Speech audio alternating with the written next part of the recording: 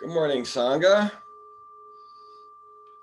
If you have, we're going to do the 3 refuges and they should be in the chat room if you want to read along.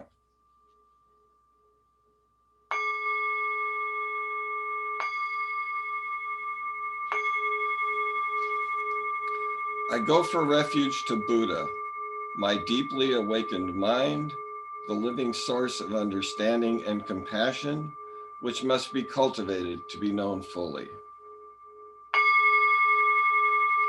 I go for refuge to Dharma, the path of mindful living, leading to healing, joy, and enlightenment, the way of peace, which must be cultivated to be known fully. I go for refuge to the Sangha, the loving and supportive community of practice, realizing harmony, awareness, and liberation, which must be cultivated to be known fully. I am aware that the 3 jewels are within my heart. I vow to realize them.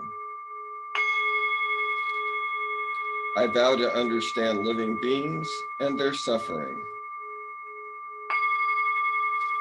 I vow to cultivate loving kindness and compassion and to practice joy and equanimity. I vow to live simply and sanely, content with few possessions, and to keep my body healthy. I vow to let go of all worry and anxiety in order to be light and free. I am aware that I owe so much to my parents, teachers, friends, and all beings. I vow to be worthy of their trust, to practice wholeheartedly so that understanding and compassion will flower, and I can help living beings be free from their suffering. May the Buddha, the Dharma, and the Sangha support my efforts. May the Buddha, the Dharma, and the Sangha support my efforts. May the Buddha, the Dharma, and the Sangha support my efforts.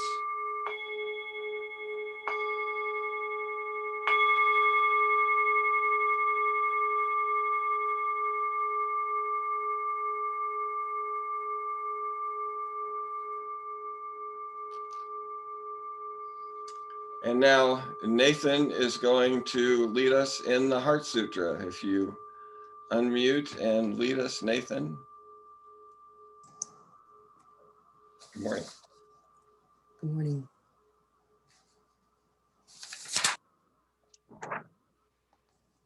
The Mahaprajna Paramita Retaya Sutra. The Bodhisattva of great compassion from the deep practice of prajna, paramita, perceived the emptiness of all 5 skandhas and delivered all beings from their suffering. O Shariputra, form is no other than emptiness, emptiness no other than form. Form is emptiness, emptiness form. The same is true of feeling, thought, impulse, and consciousness. O Shariputra, all dhammas are empty. They are not born nor annihilated. They are not defied nor immaculate. They do not increase nor decrease. So in emptiness, no form, no feeling, no thought, no impulse, no consciousness, no eye, ear, nose, tongue, body, mind, no form, sound, smell, taste, touch, or objects of mind, no realm of sight, no realm of consciousness, no ignorance, nor extinction of ignorance, no old age and death, nor extinction of them, no suffering, no cause of suffering, no cease from suffering, no path to lead out of suffering, no knowledge, no attainment, no realization, for there is nothing to attain. The Bodhisattva holds on to nothing but prajna, paramita. Therefore, the mind is clear of any delusive hindrance. Without hindrance, there is no fear. Away from all perverted views, one reaches final nirvana. All Buddhas of past, present, and future, through faith in prajna, paramita, attain to the highest perfect enlightenment. Know then the prajna, paramita, is the great Dharani, the radiant peerless mantram, the utmost supreme mantram, which is capable of allaying all pain. This is true beyond all doubt. Proclaim now the highest wisdom, the prajna paramita. Gate, gate, para gate, para sungate, bodhisvaha. Gate, gate, para gate, para sungate, bodhisvaha. Gate, gate, hara gate, para sungate, bodhisvaha. The Maha Prajna Paramita Hridaya Sutra.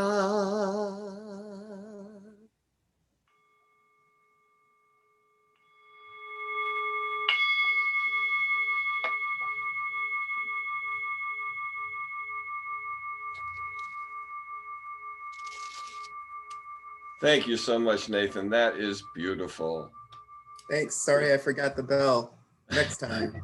Next time. And there will definitely be a next time. Good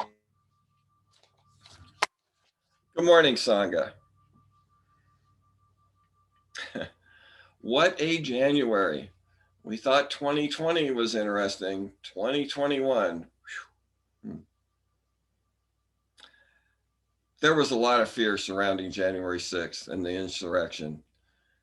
And I got to admit, it really challenged me emotionally. I had a lot of dark thoughts. But we turned to our practice in those times. And Lojan tells me, in my every action, I will watch my mind. And the moment destructive emotions arise, I will confront them strongly and avert them, since they will hurt both me and others. That doesn't say we can't have feelings, but we avert them before they hurt others. We're going to have feelings. That's the nature of this game. January 20th seems like a step toward hope, toward a lighter existence for all of us. With that backdrop, our Sangha and our Dharma Council are seeing what we can do about racial and social injustice. That's a process we'll be going through and we'll be talking about after this talk. And that's the title of our talk, Racial Justice and Right View. We start with right view, then we can develop an intention, and then we can take action. But first, we got to have a right view. We have to have a right view. Now, what inspired this talk was, well, a lot of things, but particularly Martin Luther King's birthday celebration this past Monday. And so we look to one thing that can inspire us for sure, and that is his speech, I Have a Dream. It was on August 28th, 1963, in front of the Lincoln Memorial, looking out over the pond just like that after celebration was done on January 20. And this was celebrating the Emancipation Proclamation when MLK was doing this, that was signed January 1, 1863. And Martin highlights the suffering that has been going on despite that signing of the Emancipation Proclamation for 100 years when he's giving the talk. And we can look at 57 years after that and see what kind of suffering still exists. Martin says, all pain whites have inflicted on blacks, we must keep the struggle on the high plane of dignity and discipline, and not allow those protests to degenerate into violence, which is an amazing thing. All that violence, and he still looked to that. He said, we must not distrust white people, because there was white people in the crowd, and they understood that their destiny was tied to the African American destiny, to all our destiny.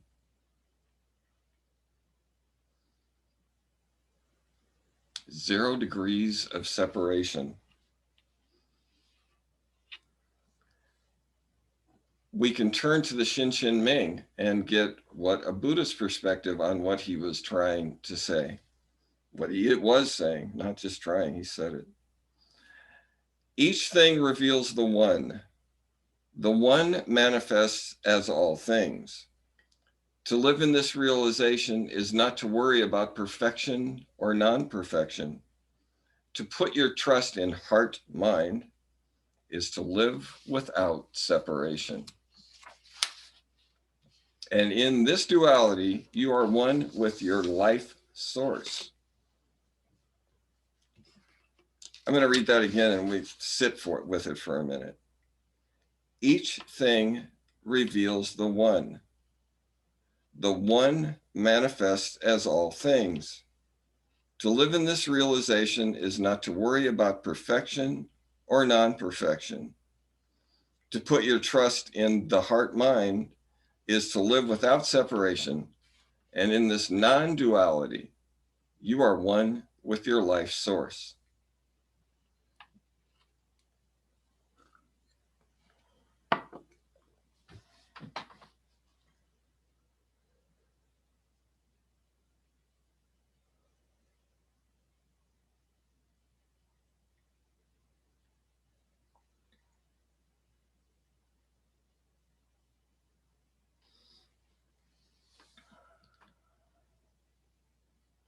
That's a right view. That's going toward a right view. And Lojong, the Lojong reflection can also prompt us there. By thinking of all sentient beings as more precious than a wish-fulfilling jewel for accomplishing the highest aim, I will always hold them dear. It says all beings, no exceptions. When you hear that, you might think that, well, that means I have to put up with everything that anybody does. No, no, no, no, no. We need to love everybody, not harbor our hate, discontent with them. We stand our ground. We love them. We stand our ground. If we accept the idea of this oneness, then if one of us, just one of us, is imprisoned, All of us are imprisoned. One in jail, all in jail. One beaten, all beaten. Dr. King was a bodhisattva in the highest sense of the word. Krishna Garba is one that I think he most closely resembles. And I kind of made it into him. He learned a way of being present when there is darkness, suffering, oppression, and despair, so he could bring light, hope, relief, and liberation to those places. He was determined not to abandon those in desperate situations. He did his best to establish contact with those who could not find a way out of their suffering, those whose cries for help, justice, and equality and human rights are not being heard. He knew that hell can be found in many places on this earth. He did his best not to contribute to creating more hells on earth. Look at his nonviolent, his nonviolent actions. He did not contribute, tried not to contribute to more hells. And to transform the hells that already existed, he practiced in order to realize the qualities of perseverance and was supportive and faithful to all those in need. Not all of us are going to be Martin Luther King, but we can be our own best. We can express our Buddhist nature and cultivate that expression as continuously as we can. Cultivation is a wonderful word. It means things need to grow. It means we still cultivate it. It doesn't mean that there's a stopping place where we've got it all done and we don't have to do any more work. We cultivate. Then Dr. King asks, he's told by a lot of his friends, I imagine particularly white friends, when are you going to be satisfied? Look what we've done for you. He says we can never be satisfied as long as African Americans are victims of unspeakable police brutality. We can never be satisfied as long as African Americans are refused lodging in cities and highways of our country. We can never be satisfied as long as our children are stripped of their adulthood and their dignity by signs stating for whites only. African Americans can't vote in Mississippi, and in New York, the African American believes he has nothing to vote for. No, he says, we are not satisfied, and we will not be satisfied until justice rolls down like waters and righteousness like a mighty river. So Sangha, are you satisfied? Then he goes on to the famous part of the talk, of the speech, I have a dream. That we live the true meaning.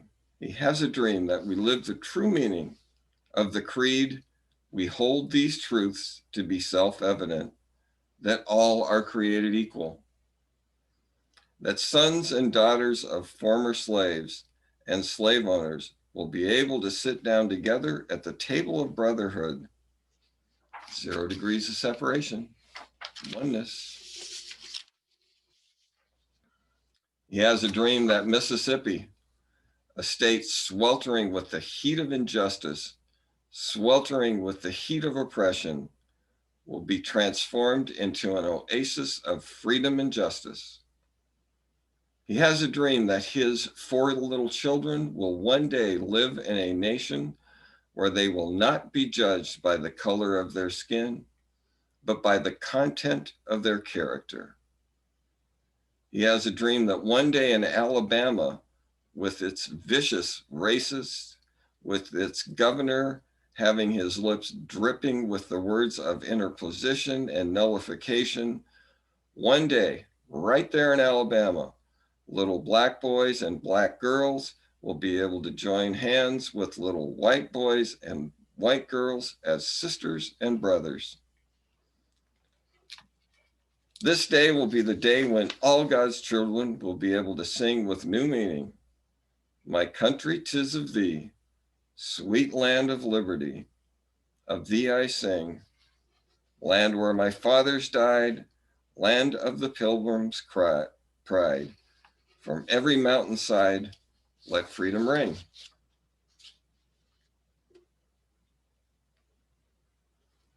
And then he hopes for all of us one day we will be able to join hands and sing the words of an old spiritual. Free at last, free at last. Great God Almighty, free at last. Martin certainly had a right view. And we can strive to clear our lenses of the delusions, our dark glasses. And as we wipe them clean, we get a better view.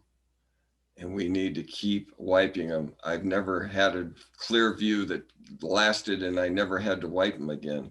We wipe those glasses. But no matter how hard white people try, and we should try very hard, we will never know what the view of a Black indigenous person of color is. We will never truly understand what that means. And even my daughter, who has a 5-year-old African-American son, she can't know what that son is going to know when he's told by his father that there are people on this planet that hate him just because of the color of his skin. That hurts my heart. That hurts her heart. But we can't understand what it does to that little boy.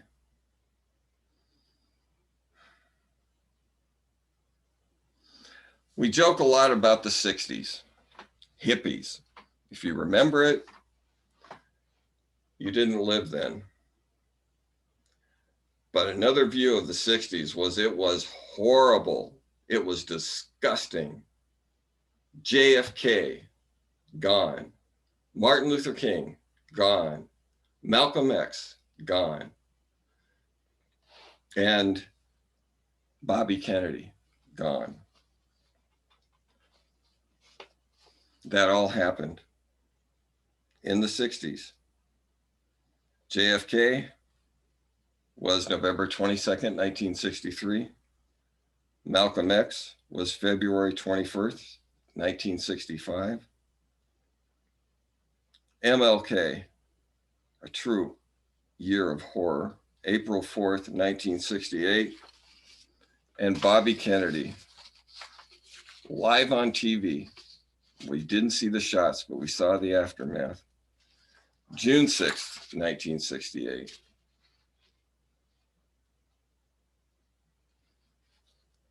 I mentioned 4 people.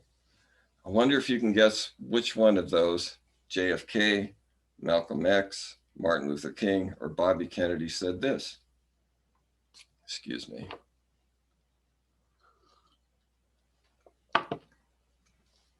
Ignorance of each other is what has made unity impossible in the past.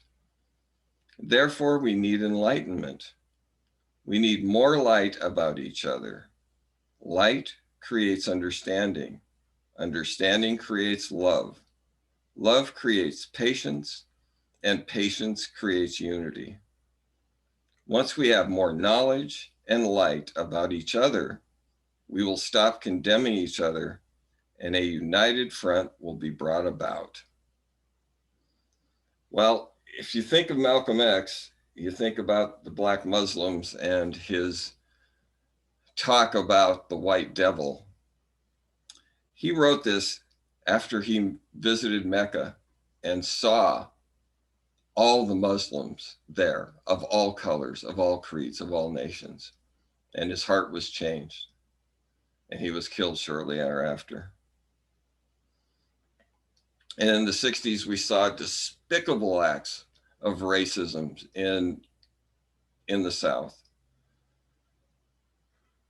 There was a group of people that particularly brought that up into our TVs and to our administration early in the 60s, and that was the Freedom Riders. That was a group of people, and the first one was seven African Americans and 6 whites went on buses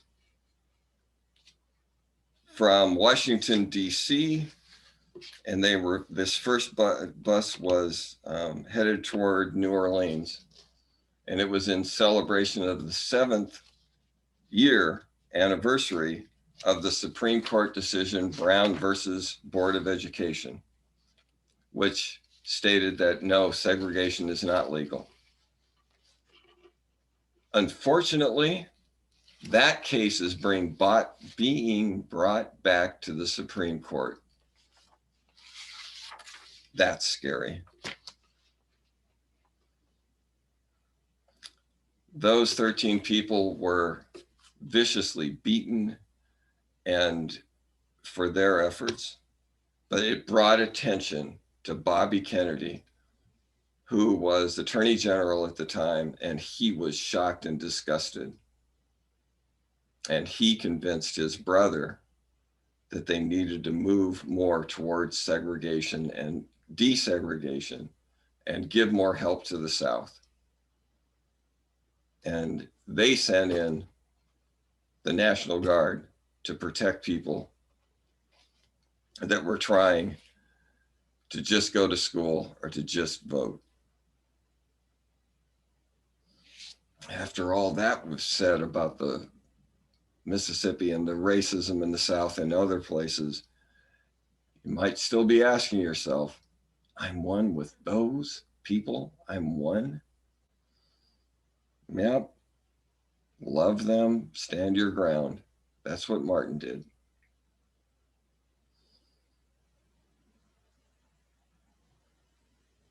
There's a great song that sings it much better than I can, and which Lucas is going to play after we stop recording. We're going to both hear Martin Luther King and the song Abraham, Martin, and John. And it goes, anybody here seen my old friend Abraham? Can you tell me where he's gone? He freed a lot of people, but it seems the good they die young. You know, I just looked around and he was gone.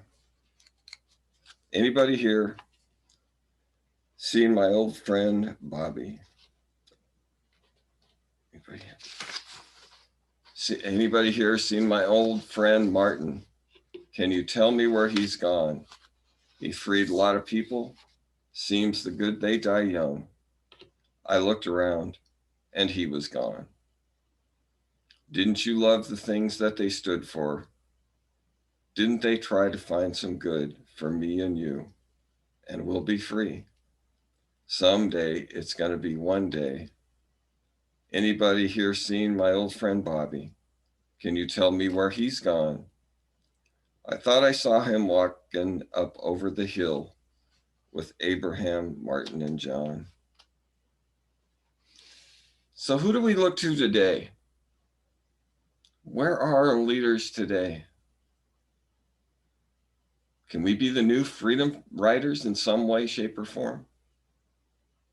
How do we bring our practice into alignment with racial and social justice? Who will help us get that right view? Who will move us to right action?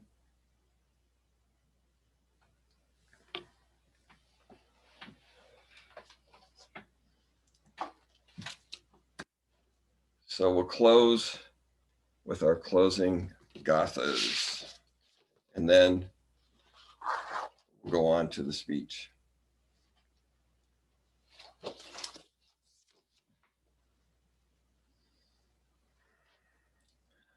For all unskillful action ever committed by me since of old, on account of my beginningless greed, anger, and ignorance, born of my body, mouth, and thoughts, now I atone for them all.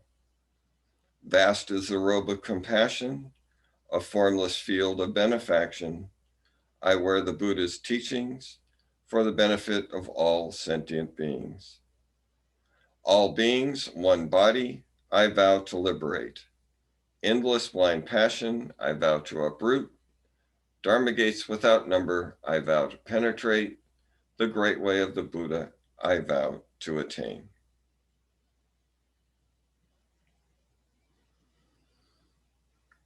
Okay, Lucas, we can stop recording and go to MLK's speech.